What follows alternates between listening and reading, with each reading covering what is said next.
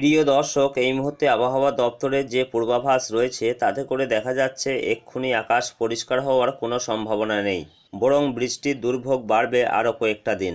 আলিপুর আবহাওয়া দপ্তর পরিষ্কার জানিয়েছে এখন বৃষ্টি থামার কোনো লক্ষণ নেই। এই মুহূর্তে মৌসুমি অক্ষরেখা আরও সক্রিয়, তার সঙ্গে রয়েছে নিম্নচাপ। সব মিলিয়ে মৌসুমি অক্ষরেখা এবং নিম্নচাপ এই জোড়া ফলে বৃষ্টির দুর্ভোগ আরও বাড়বে। এর প্রভাবেই বাংলায় দুর্যোগপূর্ণ আবহাওয়া বহাল থাকবে।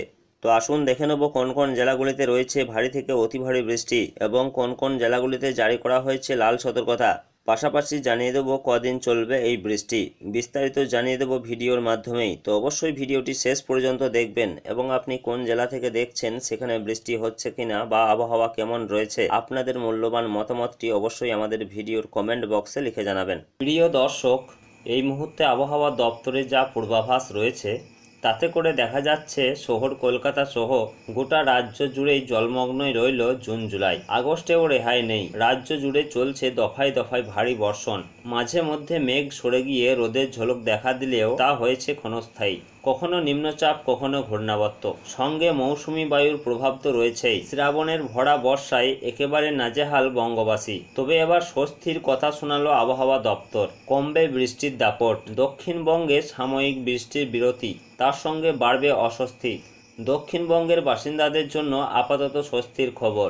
আলিপুর আবহাওয়া দপ্তর জানিয়েছে দক্ষিণবঙ্গে অন্তত বৃহস্পতিবার পর্যন্ত ভারী বৃষ্টির সম্ভাবনা নেই।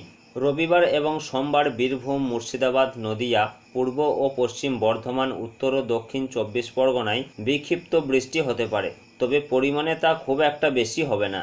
ফলে সাময়িকভাবে বৃষ্টি কমলেও আর্দ্রতাজনিত অস্বস্তি বাড়বে বলেই পূর্বাভাস। আগামী বৃহস্পতিবার থেকে দক্ষিণবঙ্গে ফের বৃষ্টির পূর্বাভাস। আবহাওয়া দপ্তরের পূর্বাভাস অনুযায়ী আগামী বৃহস্পতিবার থেকে দক্ষিণবঙ্গে ফের বৃষ্টির সম্ভাবনা দেখা দিচ্ছে।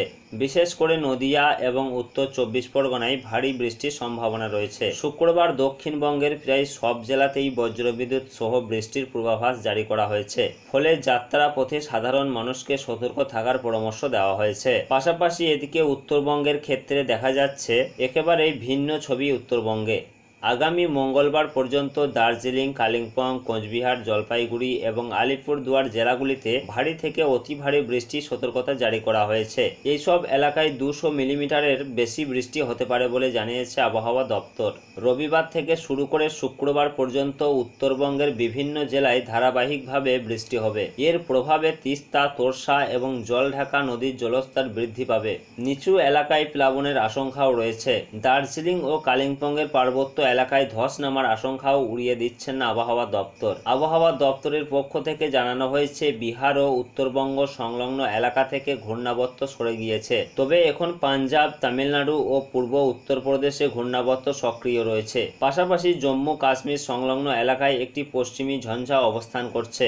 মৌসুমি অক্ষরেখা বর্তমানে লখনৌ, গোরক্ষপুর, পাটনা, পূর্ণিয়া, বহরমপুর হয়ে উত্তর পূর্ব বঙ্গোপসাগর পর্যন্ত বিস্তৃত রয়েছে।